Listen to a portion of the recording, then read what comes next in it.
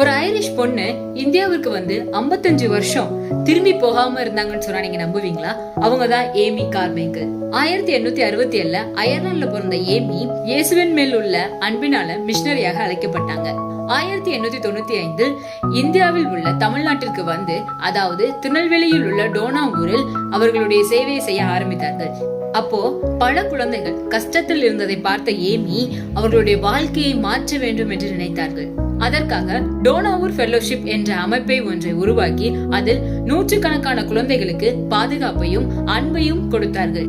55 வருஷம் இந்தியாவிலேயே சேவை செய்து ஒரு முறை கூட தன் சொந்த நாட்டுக்கு போக வேண்டும் என்று நினைக்காமல் 1915 ஏமி கர்த்தருக்குள் நித்திரை அடைந்தார்கள். அவர்கள் கல்லறைக்கு முன்பதாக இப்படி ஒரு வாக்கியம் எழுதியிருந்தது: கடவுள் உங்கள் ஜபத்திற்கு நோ என்று சொன்னா அதற்கு பின்பதாக ஒரு பெரிய திட்டம் இருக்கிறது என்று நாம் அறிந்து கொள்ள வேண்டும் என்று எழுதியிருந்தது.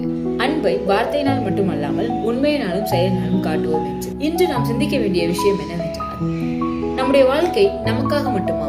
இல்லை என்றால் நம்முடைய வாழ்க்கை வேறொருடைய வாழ்க்கையை மாற்றுவதற்காக தேவன் நம்மை பயன்படுத்த விரும்புகிறாரா என்று நாம் சிந்திக்க வேண்டும்.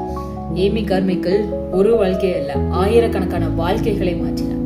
நாளை மறுபடியும் ஒரு புதிய மிஷனரி சரித்திரத்தை உங்களுக்காக எடுத்து வருகிறேன். God bless you.